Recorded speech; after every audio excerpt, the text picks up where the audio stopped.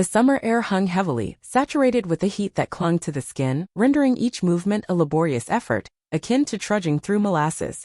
At 52, I found myself in a humble duplex on the outskirts of town, a setting where the walls were thin and the neighbors were close enough to catch whispers of your secrets if you weren't cautious. My existence unfolded in a serene, expected manner, a cadence of dawns greeted by black coffee, lengthy hours at work, and nights accompanied by a glass of wine and the soft murmur of the television. My husband, Tom, frequently traveled for work, which left me to occupy the quiet with my own reflections. Yet that summer, everything transformed. It began with a fleeting glance, a moment so brief that I might have easily brushed it off as inconsequential. However, I chose not to. And thus the tale unfolds from this point onward. I can't quite pinpoint the moment I first became aware of him, my landlord, Daniel. In his late 50s, he possessed a rugged charm that unexpectedly drew you in. Strong shoulders, graying hair, and piercing eyes that appeared to look straight into your soul. He would occasionally visit to repair a dripping faucet or inspect the furnace, consistently courteous and thoroughly professional. Yet there was an undeniable quality to his lingering presence, the way his eyes would capture mine for just a heartbeat longer than necessary. I reassured myself it was trivial, merely the reflections of a woman who had spent too much time in solitude. Yet beneath the surface I was aware of the truth. A flicker ignited within me, a perilous spark that I toyed with, dancing on the edge of danger. It was a Tuesday evening, the sort of night where the sunset brushed the sky with hues of crimson and gold. I had just returned home from work, my blouse clinging to my skin due to the heat. Tom had vanished once more, heading off to yet another conference in Chicago, leaving the house feeling even more desolate than before. I filled a glass with wine and donned my nightgown, a delicate, silky garment that embraced my curves, igniting a sense of vitality within me, even in solitude. Without a moment's hesitation, I stepped onto the porch to embrace the refreshing breeze. The duplex sat quietly off the street, obscured by a thicket of wild lilacs, and I assumed I was by myself. I made a mistake. As I rested against the railing, savoring my wine, the sound of the gate creaking reached my ears. My heart raced as Daniel appeared, toolbox in hand. He halted at the sight of me, his eyes expanding for just a moment before he regained his composure. "Evening, Claire," he said, his voice low and steady, yet there was an undercurrent, something that sent a thrill through me. A wave of vulnerability washed over me, the delicate material of my nightgown offering scant protection against his penetrating stare. I ought to have stepped inside, donned a robe, or done anything to disrupt the atmosphere. However, I chose not to. I remained still, my breath hitching as his gaze followed the contours of my form. "Just checking the sprinklers," he said, yet he remained still, not making his way to the yard. He placed the toolbox on the ground, his actions measured and intentional. The atmosphere surrounding us was electric, infused with an indescribable energy that resonated through every fiber of my being. I lifted the glass to my lips, a slight tremor in my hand, and managed to conjure a smile. "I didn't anticipate your presence this evening," I remarked, my tone gentler than I had meant it to be. He moved in, just a fraction, yet it was sufficient to render the distance between us utterly negligible. "Didn't expect to see you like this," he replied, and in that moment, a whisper of the illicit hung in the air, a boundary we both understood was not meant to be crossed. We engaged in conversation for a time, touching on both trivial matters and profound topics. The atmosphere, the groaning steps, the necessity of pruning the lilacs. Yet the words served merely as a facade, a delicate shroud over the mounting tension that simmered between us. His gaze wandered, resting on the contour of my shoulder, the way the nightgown embraced my waist. I experienced it as well, the attraction, the intensity, the wild desire to embrace it fully. I urged myself to step inside, to put a stop to this before it escalated further. But then he extended his hand, his fingers lightly grazing my arm as he indicated a loose board on the porch. The sensation was charged, igniting a spark within me that had long been dormant. My breath caught in my throat, and I could see it reflected in his gaze. He was experiencing the same sensation. The dialogue stumbled, the atmosphere heavy with things left unsaid. He was standing too close now, so near that I could catch the subtle aroma of cedar mingled with the warmth of his sweat. My heart raced, a chaotic beat that overwhelmed the logical side of my thoughts. I can't quite recall who initiated the moment. Perhaps it was me, or perhaps it was him, but in an instant, his hand found its way to my waist, his touch a blend of firmness and hesitation, as if he were offering me the opportunity to step back. I did not. I leaned closer, the wine glass abandoned on the railing, and then his lips met mine. The kiss was infused with a sense of urgency and yearning, a clash of all the emotions we had kept at bay. The universe dissolved, leaving just the warmth of his lips, the weight of his form, and the thrill of something illicit surging within me. It was but a fleeting instant, yet it held the power to dismantle everything. He withdrew, his breath uneven, his gaze shadowed by a blend of longing and remorse. "Claire," he murmured, my name carrying both a sense of urgency and a cautionary note intertwined. I struggled to catch my breath, my body quaking under the burden of our actions. "We can't," I said, but the words echoed emptily as if I were attempting to persuade myself more than him. He nodded and took a step back, yet the space between us did nothing to diminish the intensity of the heat that lingered. "No one can know," he murmured, his tone hushed and intense. It remains here." I nodded, my throat constricted, yet my thoughts were in a whirlwind. What have I done? Tom's face appeared in my thoughts, reliable, faithful Tom, who truly deserved more than this. Yet, despite the guilt gnawing at my insides, I couldn't dismiss the recollection of Daniel's touch, how it had stirred something within me that I believed had long been extinguished. I observed him as he gathered his toolbox and faded into the twilight, leaving me solitary on the porch, my nightgown adhering to my skin like a concealed truth. The night lay quiet, yet within me a tempest was gathering. I had stepped over a boundary, and retreat was no longer an option. What will unfold next? I was unaware. Yet, one thing remained clear. This was merely the start. The days following that kiss resembled a precarious balancing act, each step a risk between plunging into disorder or grasping onto the delicate routine of my existence. The porch held echoes of Daniel's lips brushing against mine, the warmth of his hand resting on my waist lingering in the air. The nightgown lingered in the closet, untouched, a quiet reminder of the boundary I had transgressed. Tom remained in Chicago unaware, his evening calls brimming with trivial details about meetings and the quality of hotel coffee. I listened, nodding along, yet my thoughts drifted, ensnared in the recollection of cedar and sweat, of a moment that had stirred something wild within me. I convinced myself it was an error, a momentary slip in reasoning.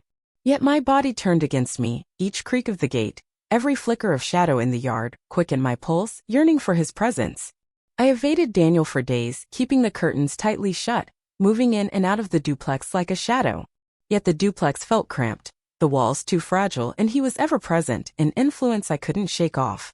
The sound of his truck approaching would reach my ears, the deep growl of its engine drawing me in, and I'd find myself pausing by the window, observing him toil in the yard, his shirt sticking to his back under the sweltering sun. I despised myself for it, for the way my breath hitched when his gaze darted toward my window, as if he sensed my presence. The guilt lingered like a heavy shroud, suffocating yet unable to silence the deep-seated desire within me. And that filled me with dread. It was Friday, 4 days post-kiss, when I finally exhausted all my excuses to keep him at bay. I had been avoiding his calls regarding a plumbing problem, yet the sink was leaking once more, a relentless drip that taunted my efforts to maintain order. I finally reached out to him, my fingers quivering as I composed the message, "Can you come by today?" His response came without delay, "Be there at 6. No embellishments, no niceties, just those 4 words that carried an air of defiance. The day unfolded in a fog, my mind swirling with a mix of unease and hopeful expectation. As the doorbell chimed, my anxiety peaked, a tingling sensation coursing through me, heavy with the anticipation of what was to come. I swung the door open, and there he stood, toolbox clutched tightly, his face a mask of mystery. "Claire," he murmured, his voice husky, and the mere sound of my name in that manner sent a thrill coursing through me. I moved aside, allowing him to enter, acutely aware of the distance separating us, the atmosphere charged with unvoiced tension. "The sink's in the kitchen," I stated, my tone overly cheerful, lacking authenticity. He nodded as he moved by, and I caught a whisper of his scent, cedar, sweat, and something else, something that sent a shiver through me. I trailed behind him into the kitchen, resting against the counter, attempting to maintain a facade of normalcy. Yet my gaze continually wandered to the fluid motion of his hands, skilled and confident, as he tended to the pipe. Initially, our conversation was filled with trivial exchanges, clumsy and uncomfortable, revolving around the weather, the duplex, anything to sidestep the unspoken tension that loomed over us. Yet the quiet that lingered between our phrases was deafening, burdened with all that remained unspoken. He crouched beneath the sink, his shirt inching up just enough to expose a hint of sun-kissed skin. I averted my gaze, heat flooding my cheeks, yet not before he noticed me. He halted, the wrench still clutched in his grip, and when he finally spoke, his voice took on a softer, yet more menacing tone. "It seems you've been steering clear of me." My heart faltered. I parted my lips to refute it, yet the falsehood eluded me. "I believed it was the right choice," I murmured at last, my voice scarcely audible. He placed the wrench aside, rising gradually, his gaze fixed intently on me. The kitchen seemed cramped, the atmosphere heavy, and I sensed his presence, an irresistible force, pulling me nearer despite the alarms blaring in my mind. "Really?" he inquired, moving closer to me, near enough that I could sense the warmth emanating from him. "It simply doesn't feel that way. I ought to have taken a step back to have concluded it at that moment. Yet my body had different plans. My hand extended, seemingly guided by an unseen force, lightly grazing his arm, and that was all it required. In a heartbeat, his hands found their way to me, drawing me close as his lips met mine with an intensity that left me breathless. This was not the hesitant kiss from the porch, it was primal, urgent, a clash of longing and abandon. My fingers wove through his hair, his hands explored my back, and for an instant, nothing else mattered, no guilt, no repercussions, just the blaze igniting between us. We collided with the counter, the surroundings fading to the sensation of his body, the flavor of him, the way his breath caught when I leaned into him. It was chaos, exhilarating and frightening, and I craved for it to continue. But then I caught the sound, a car door slamming outside. My heart raced and I shoved him aside, my breath quickening as the truth hit me hard. "Someone's here," I murmured, a sense of dread gripping me. Daniel's eyes grew large and he took a step back, his breath uneven, his hands lingering as if reluctant to release their grip. I hurried to the window, my heart racing with such intensity that I feared it might explode. It was merely the neighbor from across the street, unloading groceries, yet the fear hit like a cold slap, a stark reminder of how close we had come to being discovered. I glanced back at Daniel, my voice trembling. "This must not occur again. It's too dangerous." He nodded, yet his eyes revealed a storm of conflict, and I understood he was grappling with the same inner turmoil I faced. "No one can know, Claire," he said, repeating his earlier words from the porch, but now they carried a weight, a pressing urgency. "Not a single person." He seized his toolbox and departed in silence, the door clicking softly as it closed behind him. I found myself in the kitchen, hands quaking, the faint sound of the sink dripping echoing in the background. The guilt surged within me, a relentless tide poised to engulf my very being, yet intertwined with it was an undercurrent of something raw, something intoxicating. I had warned him that it was not to occur once more, yet as the words left my lips, doubt lingered in my mind about their truth. The neighbor's car had vanished, leaving the street in a hushed stillness, yet the true peril lingered within. It resided within me in the depths that yearned for him, indifferent to the repercussions. As I stood there, struggling to regain my breath, a faint buzz from my phone broke the silence. A message from Tom, returning home tomorrow. "I've been thinking about you." My stomach sank. On the morrow, Tom would return, bringing with him the existence I had been jeopardizing with each fleeting instant. I gazed at the message, thoughts swirling in my head. What was I up to? How had I allowed it to reach this point? Yet, as I pondered those questions, I found it impossible to shake the image of Daniel's hands, his lips, the way he gazed at me as if I were the sole focus of his world. The tempest within me was intensifying, and I found myself at a loss for how to quell it, or if I truly desired to.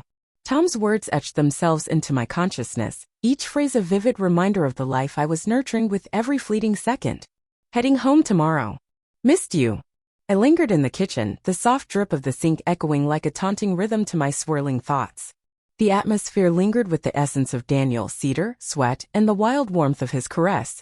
My hands shook as I gripped the counter, caught in a struggle between the guilt that gnawed at my heart and the overwhelming urge to pursue him, to chase the blaze we had sparked.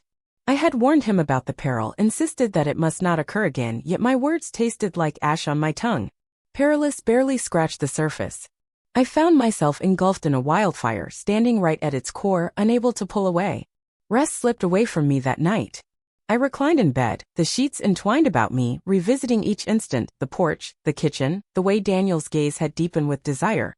Tom's face lingered in my thoughts, his unwavering smile a sharp juxtaposition to the turmoil I had brought into our existence.